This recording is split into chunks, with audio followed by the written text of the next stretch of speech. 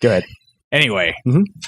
so like I didn't want to, but I went out and spent money on the Order 1886 Why is your voice so shaky? because it was hard for me. Like I Was it? I only yes, Wow. it was hard Did you for me. open the door with your dick like that, man? This is the order. No, here's why I bought it, because I read these fucking reviews and they're saying that it's 6 out of 10 over and over again, like 5.5 out of 10, 6 out of 10. IGN gave it like a 6.25 out of 10, and Fuck IGN, but go ahead. and I'm like, surely not, or at least I was hoping surely not. Surely you can't be serious, right? Yeah. Yeah. So Don't call me. I played it, and I'm maybe an hour away from beating it, because it's supposedly 5 hours long. I know that there's 18 chapters, and I'm on chapter like 14, so I'm really close to the end. Yeah. Anyway, it gave me. I've played enough of it to have a pretty good opinion of the game as a whole. And what would you rate it out of 5 pints? I wouldn't give it a rating. Is that bad? No. It changed my opinion on ratings. You've always tried to sway me on whether or not numbers needed to come into play as far as rating games goes and shit. And I kind of am with you on it now after playing it. And here's why. Expectations for the way that games should play versus how they actually do. This game should have been great. It should have been. The mechanics are there. Sure. Yeah, I'm going to go back through this again like I did last time, but it's got everything. The graphics are fucking beautiful. The mechanics are there. It's even got like interesting things like the reticle for the gun. Like if depending on what type of gun it is, you know, it's wider or smaller. And if you like sit for a second, it'll shrink in and your accuracy is a little bit better. Like little details like that make you like pay attention to what you're doing as far as the game goes. That's something revolutionary. I've seen that in other games, but I always appreciate it when they do have different reticles or different weapons, because every weapon fires exactly the same. Right. And I think Max Payne 3 does that in some respects. And that's what it reminds me of. Like Max Payne hits Gears of War set in a steampunk environment.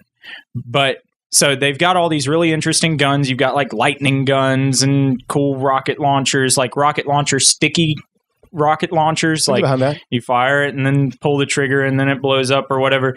But no real option to like level these guns. Yeah. No, it's just bland over and over again. It's like, oh, you started something and then you stopped. You've got an environment that could have totally been open and rewarding, and it's not. Yeah, you can kind of wander a little bit, but why? There's no point. Yeah. It's a movie game. It's got a lot of it's the QuickTime movie player. It's the new QuickTime movie player. So you're rebuffering constantly. Let me read my message that I sent to CJ on my opinion of this game. Oh shit! We Phone's off. Phones. Anyway, here it is. Bam. Whoa! Is that your new phone? An invisible phone. Oh, okay. It's new from Mac. It's the iAir. Oh wait, it's already taken too. They already Is have it? that. They have an iAir. Yeah, iPad Air. It's Air. It's the i of the Tiger. There we go. Anyway, Apple, if you're listening, take my idea. Eye of the Tiger, the new fucking iOS app. Wow. Anyway, right in the eye. It's got a really good like B-level movie storyline. I see that in it. When I look at reviews or just any kind of art of it, I can tell it has a certain cinematic feel to it. Now, I want to pick your brain. You said that it has a cinematic feel to it, and I see what the movie. It was more like a movie than it is more of a game. There's like quick time events. I know that it plays a third-person shooter, but there's something they did with the game of putting the big bands on it, like they did in Evil Within. Yeah, Evil Within, it was done to create more suspense, so you can't see around you. Right. In this game, it's done to create a more cinematic experience. Now, do you feel that is true? I asked that because I know the graphics are insanely beautiful. Nothing you've seen yet, really, all together in a console, let alone anything else. But do you think they kept it that way so they can keep it rendered properly at 60 frames a second and smooth, or do you think they are really trying to go for that cinematic feel? Does it hinder does the game hindered by the wide bands? That's what I want to touch on second to that. The first part, does it create a more cinematic feel? I'd say yes, because, and here's why, and it kind of plays on how the graphics are good and shit. Like there's parts where I didn't realize that I'm supposed to be playing because the cinematics look the same as the gameplay, and the cinematics are that fucking good.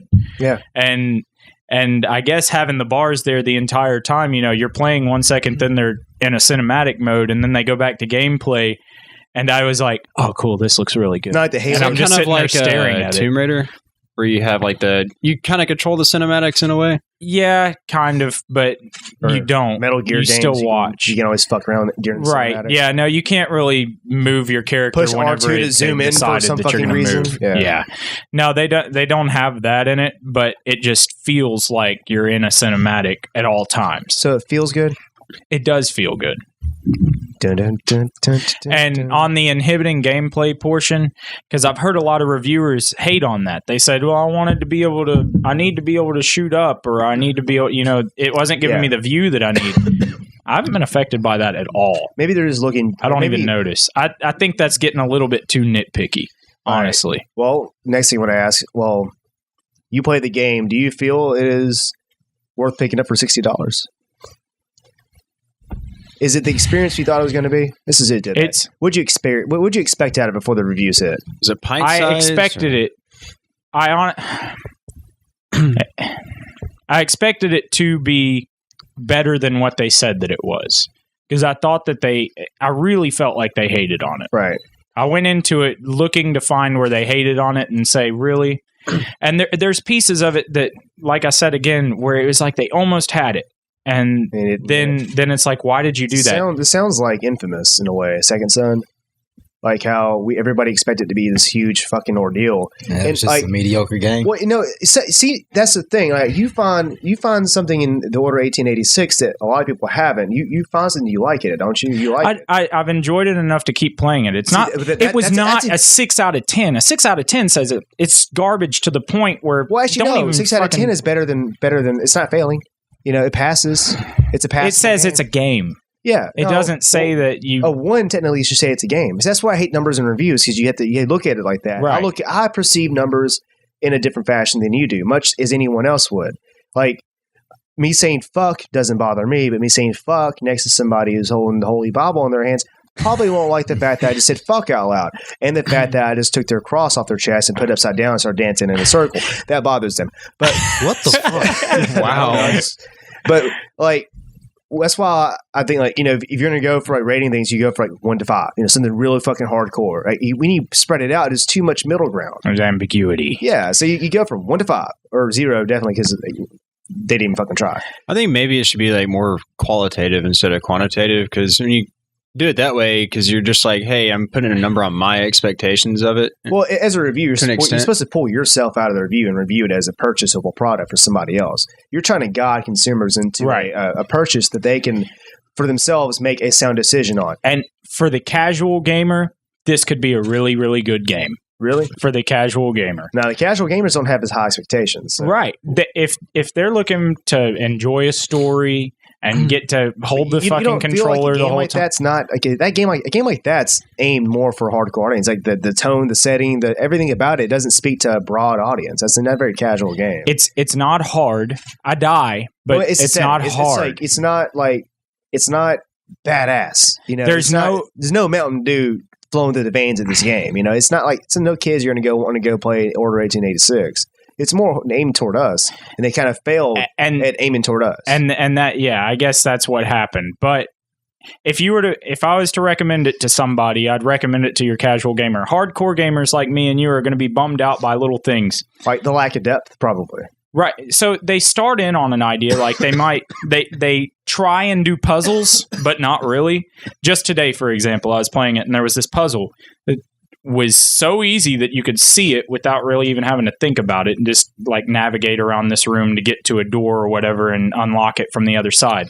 Everyday life. Yeah. It was so easy and so pointless that I was like, why the fuck did they even put that in there? They should have just had the fucking door. I've read that open. A lot too. There's a lot of dumb nuances that are just why. Yeah. Why do I need to come over here and pick this picture up and flip it around? It doesn't give me anything. Yeah, I saw that too. I don't earn any information from it. I don't gain anything that I get to take with me through the game. They played LA Noire and thought that's a cool idea. Yeah, that's cool. Yeah. They have things like they have audio logs laying around, but you can't listen to them while you're walking around. You have to go into your menu and sit there and listen to it. That's a shame. Yeah. Killzone Shadowfall did that really well. When you pick them up, they play it through the speaker of the controller. Yeah. So that's cool. Bioshock Infinite did that too. Yeah, did it? Yep. In a controller? Not through the controller. The DS4 has that controller. The controller DS4 does a speaker on it. That's pretty cool. But yeah, I mean, Bioshock does that really well. And there's a lot of games to do it. Except for Gears of War, when you're at to talk to somebody on the comm, you put your finger to the ear and you walk slowly. And that's something else I heard about that game. A lot of the cinematics that aren't like cinematics, but like walking through towns. And you got to walk.